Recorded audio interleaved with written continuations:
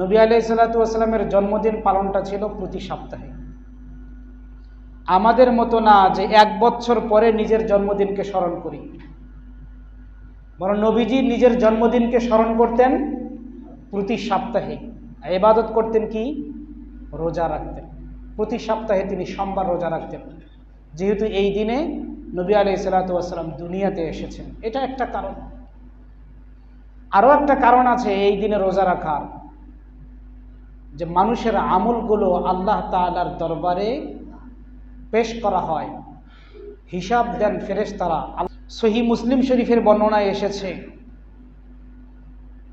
হযরত আবু কাতাদা আল আনসারী রাদিয়াল্লাহু তাআলা আনহু নবী আলাইহিসসালাতু ওয়াসসালামকে জিজ্ঞেস করেন, ইয়া রাসূলুল্লাহ, আপনি আপনার জন্মদিনকে কিভাবে পালন করেন? জন্মদিনে আপনি কি করেন, যেহেতু আপনি সোমবার জন্মগ্রহণ করেছেন, দুনিয়াতে এসেছেন? তো নবী আলাইহিসসালাতু ওয়াসসালামকে যখন জিজ্ঞেস করা হলো সুইলা আন সাওমি ইয়াউমিল ইসনাইন, সোমবারের দিনের রোজা সম্পর্কে জিজ্ঞেস করা হলো, নবীজি বললেন, যাকা ইয়াউমুন উলিদতু ফি, সোমবারের দিন আমি নবীর জন্ম হয়েছে, আমি দুনিয়াতে এসেছি। ওয়া ইয়াউমিন বুইসতু, অথবা এই দিনে আল্লাহ তাআলা আমাকে দুনিয়াতে পাঠিয়েছেন। আও উনজিলা আলাইয়া ফিহি, এই দিনে আল্লাহ তাআলা আমার উপরে কোরআন নাজিল করেছেন, ওহী পাঠিয়েছেন, এজন্য আমি সোমবারের দিন রোজা রাখি। তো নবী আলাইহিসসালাতু ওয়াসসালাম জন্মদিন পালন করতেন কিসের মাধ্যমে বলেন তো? কিসের মাধ্যমে? রোজার মাধ্যমে। নবী আলাইহিসসালাতু ওয়াসসালামের জন্মদিন পালনটা ছিল প্রতি সপ্তাহে।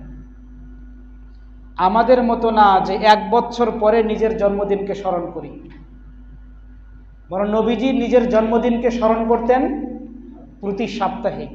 ইবাদত করতেন কি? রোজা রাখতেন। প্রতি সপ্তাহে তিনি সোমবার রোজা রাখতেন, যেহেতু এই দিনে নবী আলাইহিসসালাতু ওয়াসসালাম দুনিয়াতে এসেছেন। এটা একটা কারণ।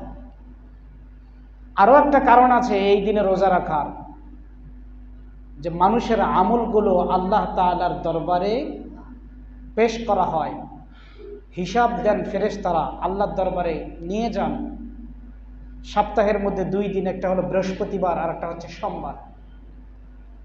সোমবারে যেহেতু আল্লাহর কাছে আমল যায়, নবীজি বলেন যে আমি চাই আমার আমলটা এমন অবস্থায় আল্লাহর কাছে পেশ করা হোক যে আল্লাহ যেন জানে আমি রোজা অবস্থায় আছি। আমি রোজা অবস্থায়, এই অবস্থায় আমার আমলটা আল্লাহর দরবারে পেশ হোক।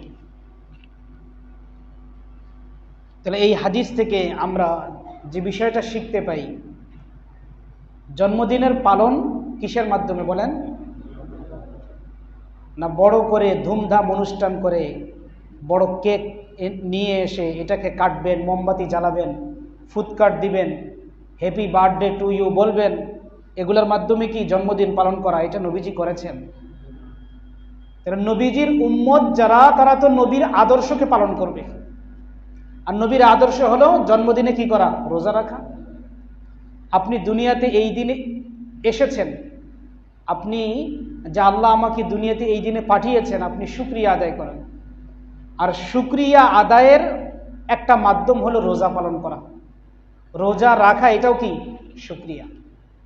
আপনি যখন এই শুকরিয়া আদায় করবেন, রোজা রাখবেন, আল্লাহ তাআলা আপনার হাজত আল্লাহর পক্ষ থেকে পুরা করে দিবেন। তো নবী আলাইহিসসালাতু ওয়াসসালাম রবিউল আউয়াল মাসে দুনিয়াতে এসেছেন, রহমত হিসাবে এসেছেন, এবং তিনি তার জন্মদিন পালন করতেন কিসের মাধ্যমে? রোজার মাধ্যমে। আল্লাহ আমাদেরকেও সোমবারের দিন রোজা রেখে নবী আলাইহিসসালাতু ওয়াসসালামের অনুসরণ করার তৌফিক দান করুন, এবং আমাদের জন্মদিনগুলোতেও আমাদেরকে বেশি থেকে বেশি ইবাদত করার তৌফিক দান করুন। কি ইবাদত করবেন? কোরআন তেলাওয়াত করেন, নফল নামাজ পড়েন, রোজা রাখেন, দান খয়রাত করেন, যে আল্লাহ তাআলা আমাকে দুনিয়াতে এই দিনে পাঠিয়েছিলেন। নবী আলাইহিসসালাতু ওয়াসসালাম যখন দুনিয়াতে তিনি জন্মগ্রহণ করেছেন, মুসনাদ আবি দাউদ আত-তায়ালিসি কিতাবের 1236 নম্বর হাদিস, 1236 নম্বর হাদিসে এসেছে, হযরত আবু উমামা রাদিয়াল্লাহু তাআলা আনহু তিনি বলেন যে নবীজিকে জিজ্ঞেস করা হলো, মা কানা বাদাউ আমরিক, আপনার সূচনা কিভাবে হলো, আপনি দুনিয়াতে কিভাবে আসলেন? তো নবীজি বললেন, দাওয়াতু আবি ইব্রাহিম, আমি দুনিয়াতে আসার জন্য আমার পিতা ইব্রাহিম আলাইহিস সালাতু ওয়াস সালাম দোয়া করেছিলেন।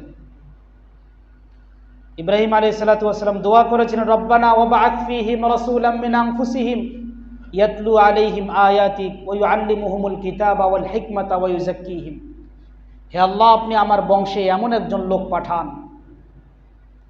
যেই ব্যক্তি কোরআন তেলাওয়াত করবে, মানুষকে পরিশুদ্ধ করবে, মানুষকে সংশোধন করবে, তাদেরকে দ্বীনি ইলম শেখাবে, তাদেরকে কোরআন শিখাবে, হাদিস শিখাবে, এরকমের একজন নবী আপনি আমার বংশের মধ্যে পাঠান। কে দোয়া করেছিলেন? ইব্রাহিম আলাইহিস সালাতু ওয়াস সালাম। আল্লাহ দোয়া কবুল করেছিলেন। দোয়া কবুল করে ইব্রাহিম আলাইহিস সালাতু ওয়াস সালামের জবাবে বলেছেন, লাকাদ মান্নাল্লাহু আলাল মুমিনিন, আমি মুমিনদের উপরে বড় অনুগ্রহ করেছি, দয়া করেছি। ইয বাআসা ফীহিম রাসূলাম মিন আনফুসিহিম, যে আমি তাদের মাঝে তাদের মধ্য থেকে একজন নবী পাঠিয়েছি, আর সেই নবীকে আমি 4টা দায়িত্ব দিয়েছি: কোরআন তেলাওয়াত করা, কোরআন শিক্ষা দেওয়া, মানুষকে সংশোধন করা, হাদিস শিক্ষা দেওয়া। এই দায়িত্ব দিয়ে আমি